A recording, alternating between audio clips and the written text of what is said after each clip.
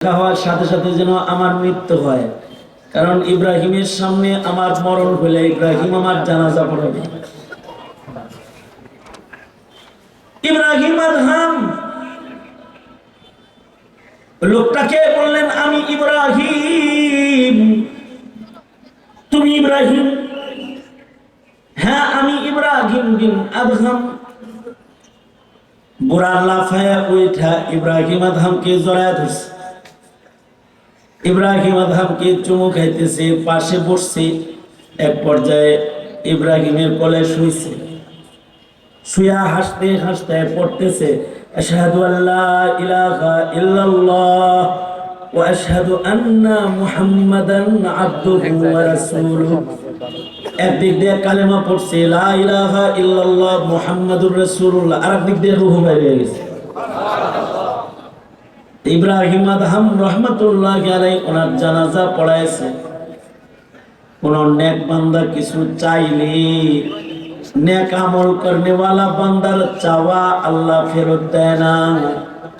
মরার আগে ঠিকই ইব্রাহিমের সাথে দেখা করাইছে, ইব্রাহিম আদহাম তার জানাজার নামাজ পড়াইছে। বান্দার দোয়া আল্লাহ কবুল করে। সুতরাং এই যে কুবাইল আল মাগরিব দোয়া করবেন, ইয়াকিন নিয়ে দোয়া করবেন, যা দোয়া করবেন কবুল হয়ে যাবে।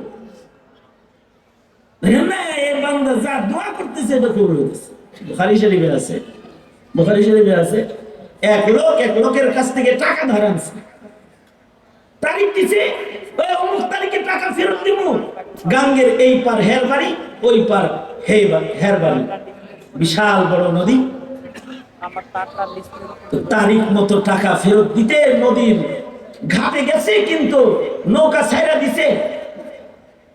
এখন এই লোক চিন্তা করতেছে, আমি আজকে টাকা ফেরত দেওয়ার কথা নাও যে ধরতে পারলাম না, আমার ভাই তো ওই পাড়ায় এসে টাকার লেগে অপেক্ষা করব, মুসলমান তো ওয়াদা খেলাফ করে না, যাই দিতে তো পারলামই না, চেষ্টা তো করি। একটা কাঠের খন্ড দুই টুকরা করে 1000 টাকা স্বর্ণ মুদ্রা, এটা কাঠের ভেতরে আটকায়, এটা সুন্দর করে বাইন্দা পানিতে ফেলে দিয়ে দোয়া করে, আল্লাহ আমার ভাই আইব, টাকার লেগে আসে, খালি হাতে গেলে তার কষ্ট হইব, আমার ওয়াদা খেলাফ হইব, আয় আল্লাহ টাকাটা ভাইয়ের হাতে পৌঁছায় দিল। বুখারী শরীফে আছে যে এই লোক পানিতে কাঠের টুকরা বাসায় দিছে, আর একটা চিঠি লিখছে, ভাই নৌকা নাই, আইতে পারলাম না, পাঠাই দিলাম, কিছু মনে করেন না।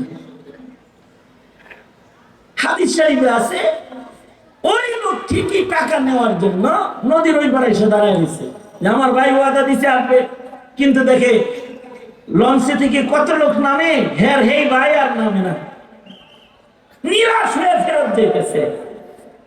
দেখে একটা কাঠের খন্ড পড়া, খালি হাতে যাবো, এই কাঠের টুকরাটা লয়ে যাই, কমস কম বিবির রান্না বাড়ার কাম, এইটারে কাম করে বাদ যেতেছে।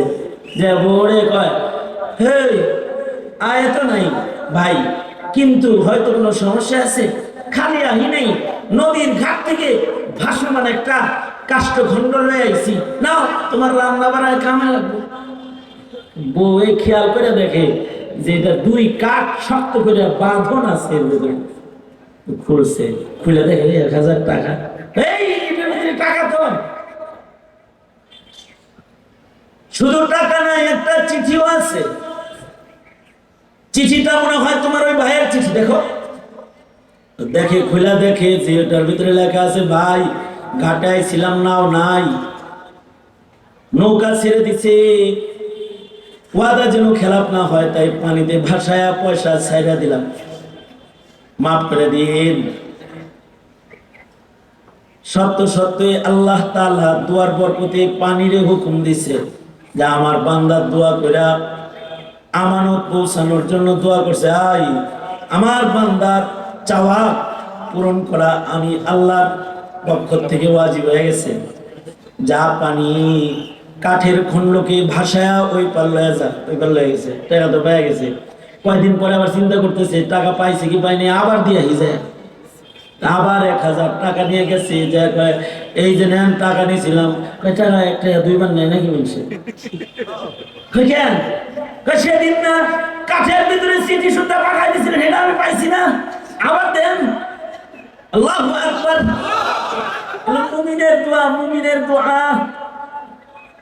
তবে দিল দিয়া চাইতে হয়, যদি কেউ দিল দিয়া চায় আসমানের মালিক আল্লাহ দিয়া দেয়।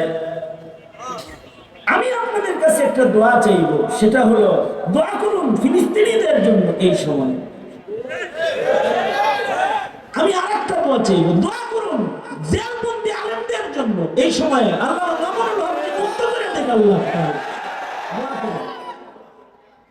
আরেকটা দোয়া চাইব এই প্রতিষ্ঠানের জন্য। ইসরাফিল ভাই বলতেছিলেন এখানে, চেয়ারম্যান সাহেব বলতেছে এখানে আরো কয়েক বিঘা জায়গা নিতে চাই, আল্লাহ সহজে এটার ইন্তজাম করে দেবে, এটাকে আল্লাহ তাআলা বড় ইলমি ইদারা হিসেবে কবুল করে নিন। আমিন বলেন, আমিন বলেন। হাটাজারি মাদ্রাসার সাথে এই মাদ্রাসার সম্পর্ক, শেখুল ইসলাম রহমতুল্লাহ দীর্ঘদিনের খাদেম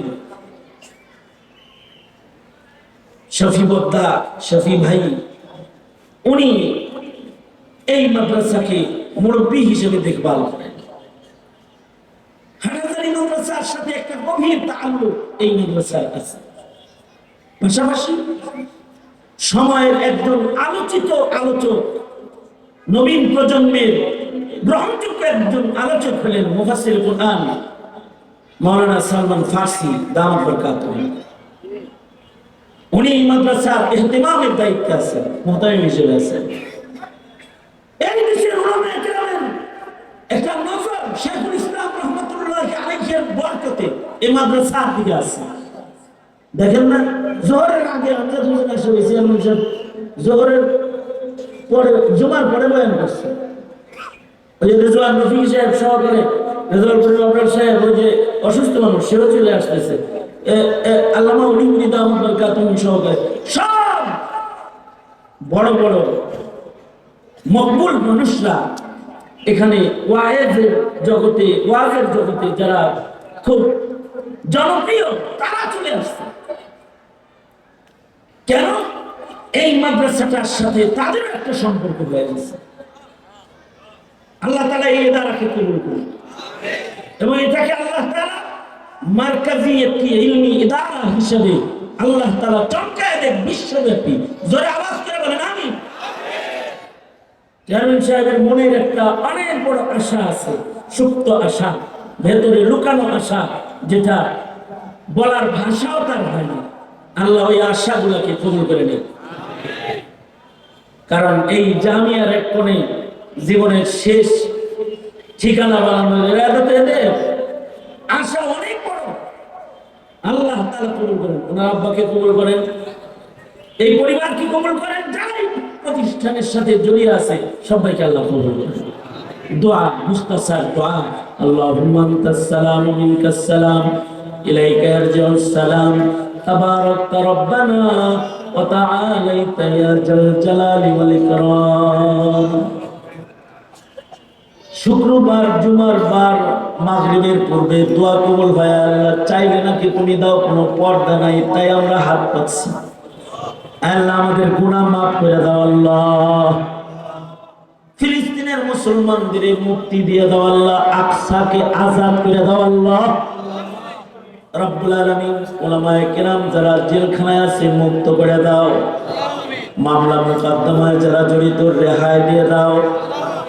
এই স্বাধীন সার্বভৌম দেশের স্বাধীনতাকে রক্ষা করো আল্লাহ।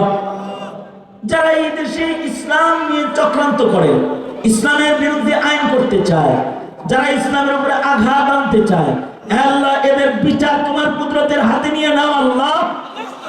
আল্লাহ দুশমন থেকে মুসলিম জাতি মিল্লাতকে তুমি হেফাজত করো। আর রব্বুল আলামিন মাদ্রাসা জামিয়া একটা মার্কাজ হিসেবে কবুল মঞ্জুর করে নাও আল্লাহ। আমাদের সবাইকে দ্বীনের খাদেম বানায় দাও। মাদ্রাসার মুহতামিম আলোচক সালমান ফারসিকে কবুল করে নাও। ইয়া আল্লাহ যত উলামা হযরত এসেছেন তাদেরকে বারাকা দাও, আমাদের সকলকে দ্বীনের জন্য তুমি কবুল করে নাও।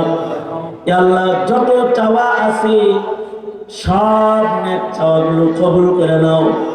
ইয়া আল্লাহ খায়রের দ্বার খুলে দাও, শার থেকে আমাদেরকে বাঁচাও।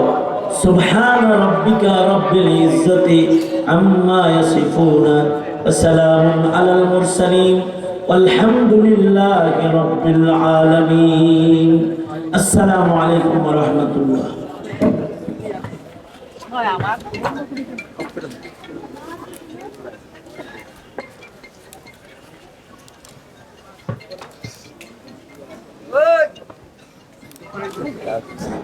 আমরা সকলেই মাগরিবের বিরতি, এখন মাগরিবের নামাজ মাঠে হবে, মসজিদে হবে। এজন্য যাদের ওযু ইস্তেঞ্জার প্রয়োজন আমরা সকলেই ওযু ইস্তেঞ্জা সেরে নামাজের কাতারবন্দি হয়ে যাই।